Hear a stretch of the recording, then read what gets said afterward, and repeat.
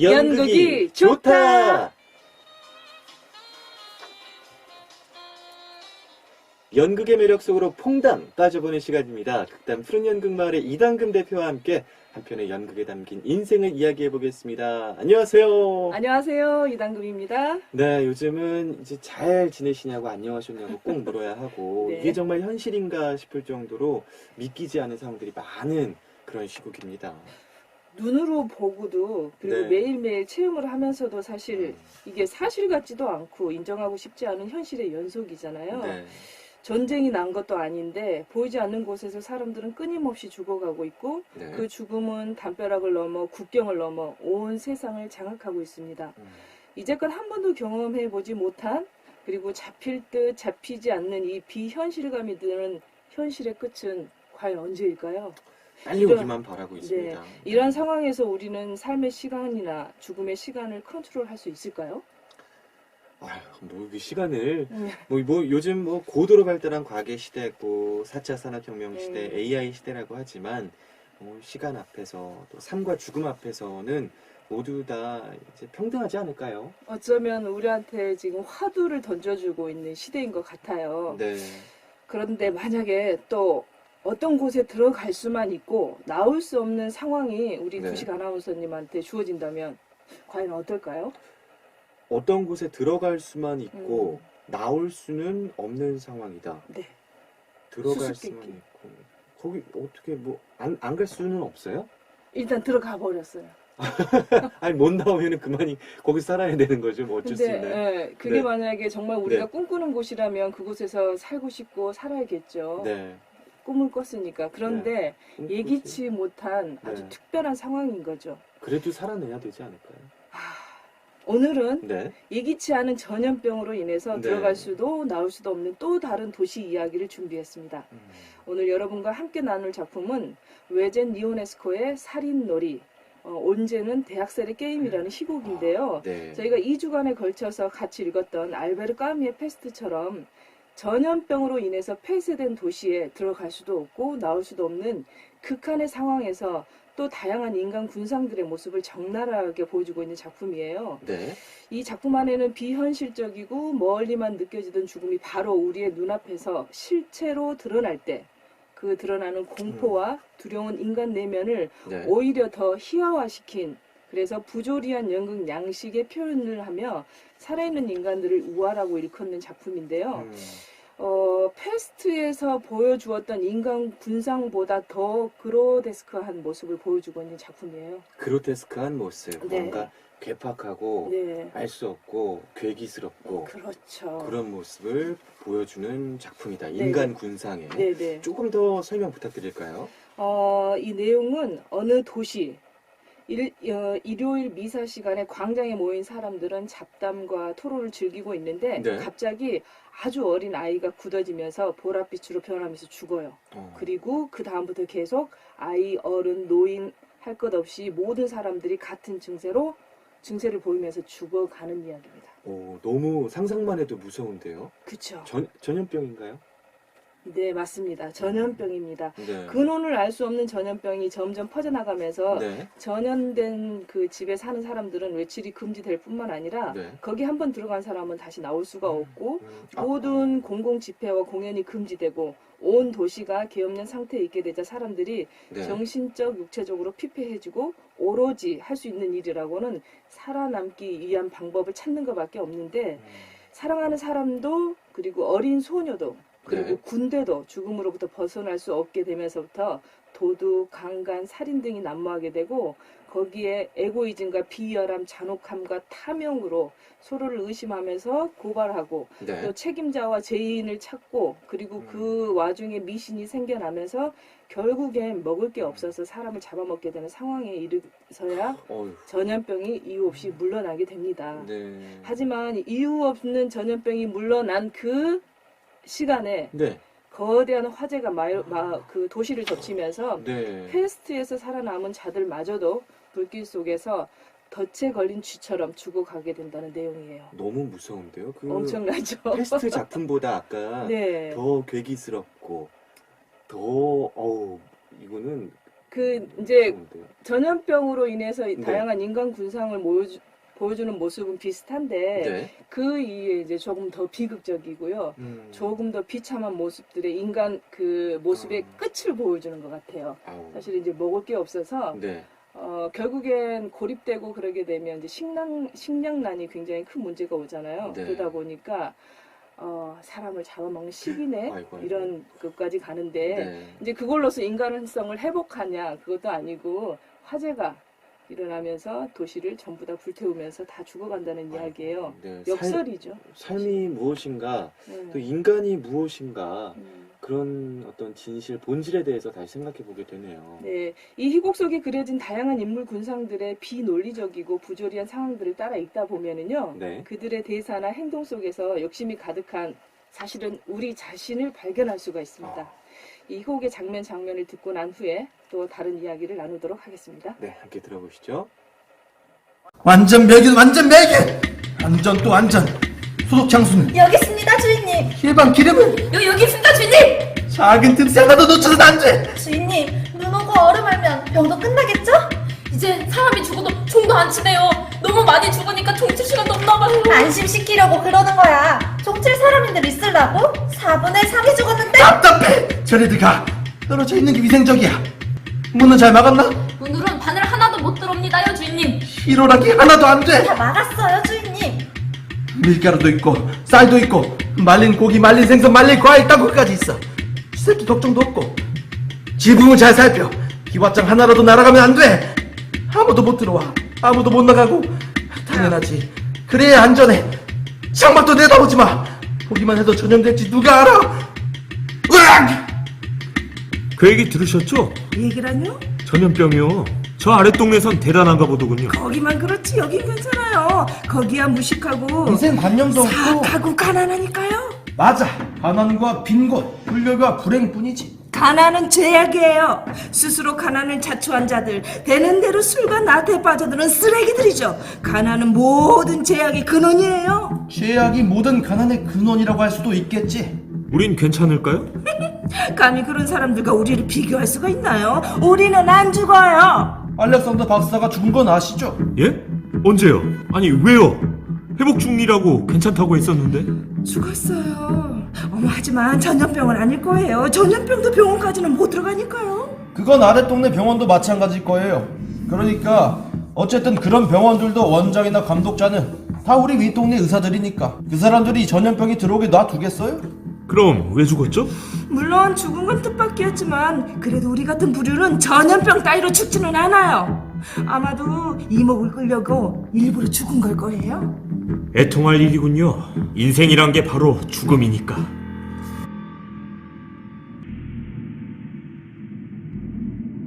일하는 시민 여러분, 오늘 이렇게 여러분들을 모시게 된 건 바로 우리 시의 앞날에 대해 말씀드리고자 해서입니다. 그들은 현재 창궐하고 있는 병을 빙자해서 우리를 기만과 불안속에 가두려고 하고 있습니다. 즉 병으로부터 우리를 보호한다는 미명하에 우리를 꼼짝 못하게 마비시키고 나아가 우리를 파괴하고 소유하려는 것입니다. 병으로 죽기는 학기나 아니나 마찬가지입니다.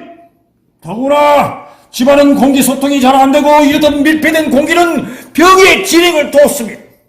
공기가 통하면 병은 약해지거나 최소한 심해지진 않습니다. 감금 정책은 옳지 못합니다.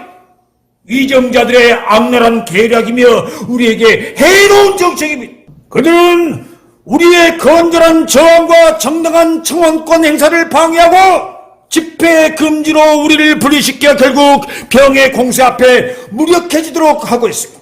혹시 이 병도 그들의 발명품이 아닐까요? 이 병으로 득을 보는 사람이 누굽니까? 우리입니까? 아닙니다. 우린 죽어가고 있습니다. 이건 정치적 죽음이며 우린 압제자들에게 걸려든 노력에 불과합니다.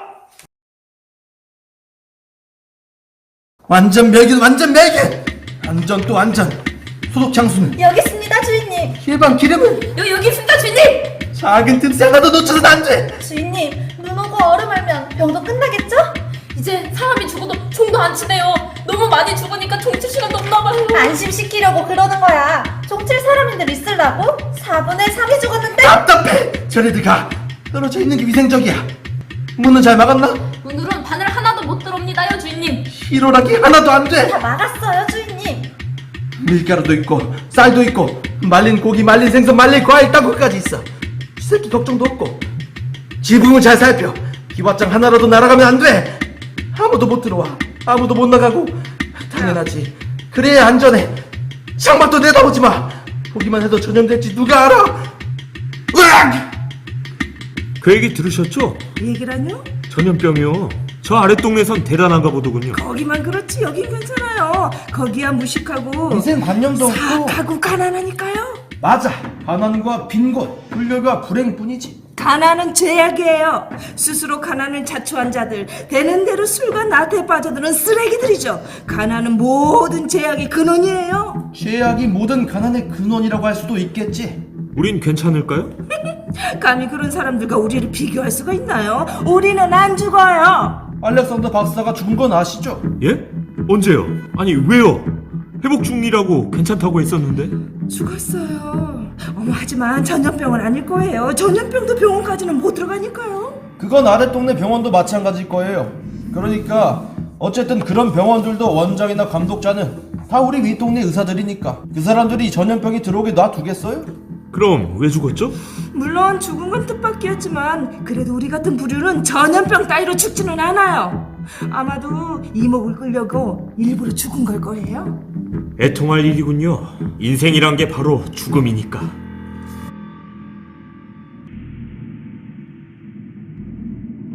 일하는 시민 여러분, 오늘 이렇게 여러분들을 모시게 된 건 바로 우리 시의 앞날에 대해 말씀드리고자 해서입니다. 그든 현재 창궐하고 있는 병을 빙자해서 우리를 기만과 불안 속에 가두려고 하고 있습니다. 즉 병으로부터 우리를 보호한다는 미명하에 우리를 꼼짝 못하게 마비시키고 나아가 우리를 파괴하고 소유하려는 것입니다. 병으로 죽기는 받기나 아니나 마찬가지입니다. 더구나 집안은 공기 소통이 잘 안되고 이렇듯 밀폐된 공기는 병의 진행을 돕습니다. 공기가 통하면 병은 약해지거나 최소한 심해지진 않습니다. 감금 정책은 옳지 못합니다. 위정자들의 악랄한 계략이며 우리에게 해로운 정책입니다. 그들은 우리의 건전한 저항과 정당한 청원권 행사를 방해하고 집회 금지로 우리를 분리시켜 결국 병의 공세 앞에 무력해지도록 하고 있습니다. 혹시 이 병도 그들의 발명품이 아닐까요? 이 병으로 득을 보는 사람이 누굽니까? 우리입니까? 아닙니다. 우린 죽어가고 있습니다. 이건 정치적 죽음이며 우린 압제자들에게 걸려든 노력에 불과합니다. 야. 지금까지 세 가지 에피소드였죠. 네. 세 장면. 지금 방금 들은 장면은 이제 세 가지 에피소드인데 희곡으로 읽다 보면 사실 더 많은 인물 분석이 나오는데 이제 압축적으로 보여줄 수 있는 이 세 장면을 한번 들어봤습니다. 네, 가진 자들의 전염병에 대한 오해, 그리고 죽음에서 벗어나려는 예민함, 그리고 이런 사회적 혼란을 틈타서 정치적인 어떤 욕심을 드러내고 얻으려는 그런 인간 군상들로 보이는데요.